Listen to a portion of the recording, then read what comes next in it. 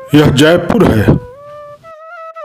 माचिस की डिब्बियों की तरह दिखाई पड़ते घर और ये जगहें जयपुर की हैं। और जयपुर का ऐसा दृश्य जहां से दिखाई दे रहा है वह नाहरगढ़ है। नाहरगढ़ की पहाड़ियों से जयपुर का ऐसा ही नजारा देखने को मिलता है। यहां से जयपुर को देखना काफी रोमांचकारी होता है। इसीलिए बाहर के ही नहीं स्थानीय लोग भी यहां आते हैं, यहां से अपने शहर को देखने, उसे निहारने।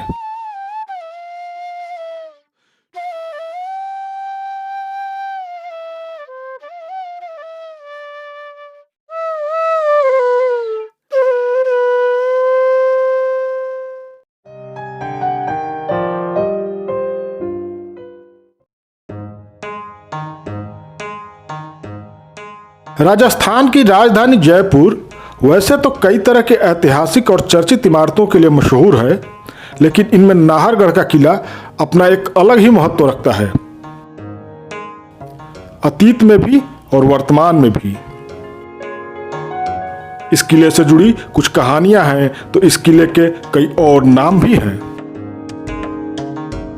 यहां अरावली की पहाड़ियों का प्राकृतिक सौंदर्य चौतरफा पसरा हुआ है। अरावली की ऊंची पहाड़ियों पर स्थित पीले रंग में रंगा नाहरगढ़ का यह किला गुलाबी नगरी जयपुर का ताज है, जहां से जयपुर का खूबसूरत दृश्य दिखाई पड़ता है। इस किले का वर्तमान स्वरूप आमेर राजवंश के 3 राजाओं की देन है। ऐतिहासिक तथ्यों के मुताबिक नाहरगढ़ का निर्माण जयपुर के संस्थापक राजा सवाई जयसिंह द्वितीय ने बाहरी शत्रुओं के हमले से सुरक्षा के लिए 1734 में कराया था। खासकर मराठा आक्रमणकारियों से आमेर को सुरक्षित रखने और उन पर नजर रखने के लिए अरावली की 700 फीट ऊंची पहाड़ी पर इस किले की तामीर की गई।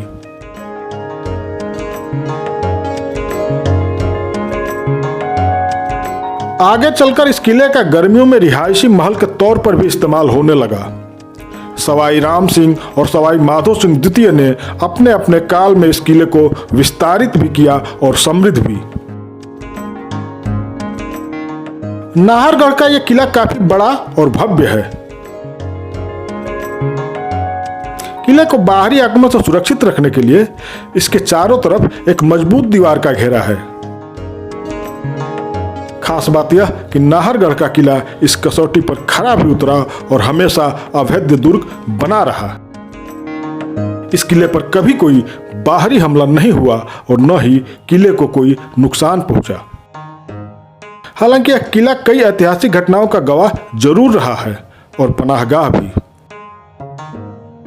18वीं सदी में मराठा सेनाओं के साथ संधि पत्र पर हस्ताक्षर इसी किले में हुआ। तो 1857 की क्रांति के दौरान कई यूरोपीय नागरिकों, खासकर अंग्रेज अधिकारियों की बीवियों को इसी महल में सुरक्षा के लिहाज से रखा गया था। नाहरगढ़ किले के मुख्य द्वार ताड़ी गेट से प्रवेश करते ही टिकट काउंटर है, जहां से टिकट लेने के बाद आगे बढ़ने और किले को देखने और वहां घूमने की इजाजत मिलती है। काफी दूर तक फैले नाहरगढ़ किले में देखने लायक काफी सारी चीजें हैं। प्रवेश द्वार से थोड़ी दूर पर बाईं तरफ शीश महल है। थोड़ा और आगे बढ़ने पर दाहिनी तरफ नाहरगढ़ की मशहूर ऐतिहासिक बावड़ी है। पुराने समय में बारिश का पानी इस बावड़ी में संचित किया जाता था। राजस्थान जैसे राज्य में जहां बारिश कम होती रही है, बावड़ियों का काफी महत्व रहा है।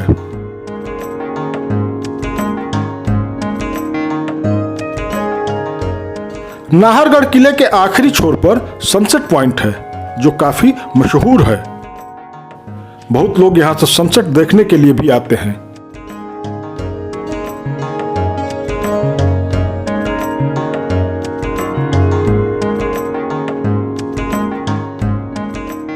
हालांकि मौसम अगर सही नहीं हो और आसमान में बादल छाए हों तो सनसेट देखना मुश्किल है।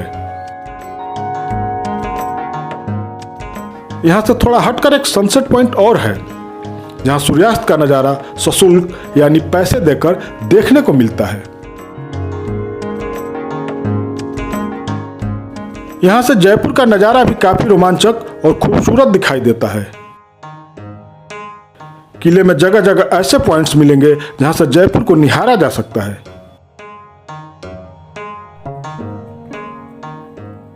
किले की चारदीवारी के झरोखों से जयपुर को निहारना अद्भुत होता है।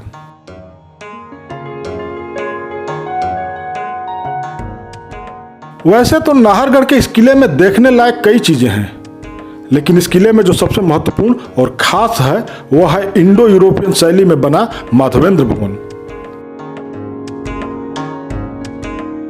माधवेंद्र भवन के बाहर एक छोटी सी तोप रखी हुई है, जिसके बगल से भवन के भीतर जाने के लिए प्रवेश द्वार है। 2 मंजिल वाले इस भवन को सवाई माधो सिंह ने अपनी 9 प्रेयसियों या रानियों के लिए बनवाया था। इसमें सभी 9 रानियों के लिए एक समान 9 छोटे छोटे महल बनाए गए थे। आज के लिहाज से इसे अपार्टमेंट भी कह सकते हैं। इन सभी महल या अपार्टमेंट में बेडरूम के अलावा लॉबी, किचन, बाथरूम, स्टोर आदि बना हुआ है। रानियों के महल के अलावा माधवेंद्र भवन में राजा का कमरा या महल भी है। रानियों के सभी महल छत पर मौजूद एक गलियारे से जुड़े हुए हैं।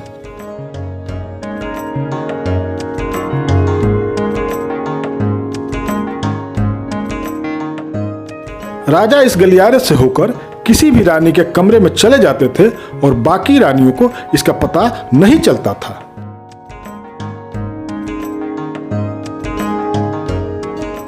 माधवेंद्र भवन में ऊपर जाने के लिए सकरी सीढ़ियां बनी हुई है।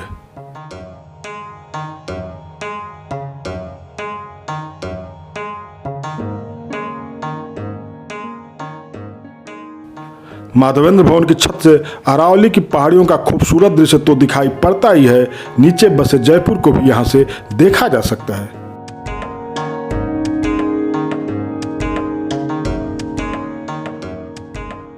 काफी ऊंचाई और खुली छत होने के चलते यहां से दूर तक फैले जयपुर को देखा जा सकता है।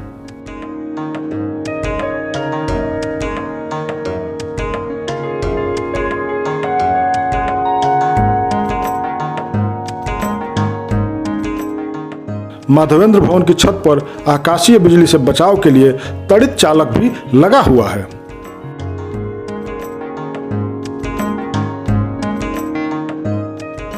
इस किले का नाम नाहरगढ़ होने के पीछे 2 मान्यताएं बताई जाती हैं, जिसमें एक मान्यता के मुताबिक इस जंगल में कभी बाघों की संख्या काफी थी और बाघों का बसेरा होने के कारण ही इसका नाम नाहरगढ़ यानी बाघों का घर पड़ गया।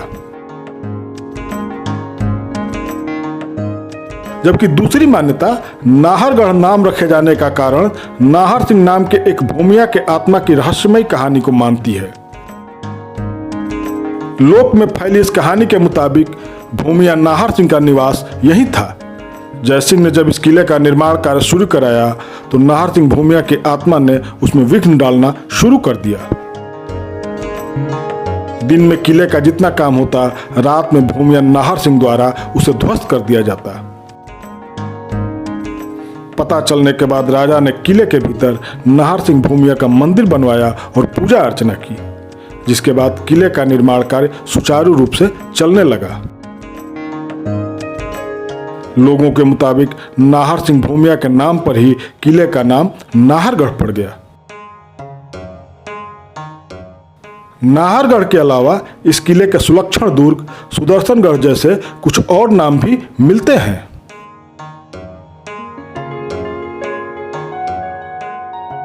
नाहरगढ़ का किला घूमने और देखने के लिहाज से खूबसूरत तो है ही, प्राकृतिक खूबसूरती से भरपूर यहां पहुंचने का रास्ता भी कम रोमांचकारी नहीं है।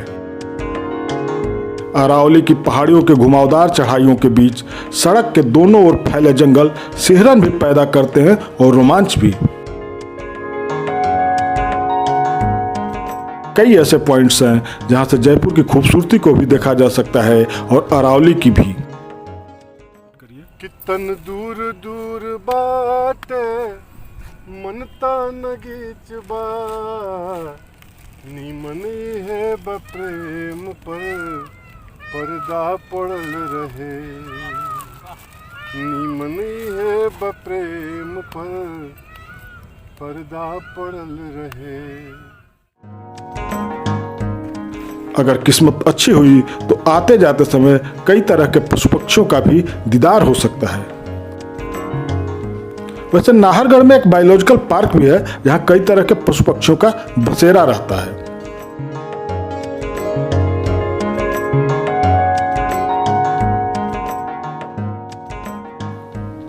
कुल मिलाकर नाहरगढ़ एक ऐसी जगह है जो पर्यटन के लिहाज से काफी समृद्ध है। ऐसी जगहें कम हैं जो प्राकृतिक, ऐतिहासिक और सांस्कृतिक रूप से समृद्ध भी हों और दर्शनीय भी। नाहरगढ़ में आप ये सब कुछ पा सकते हैं।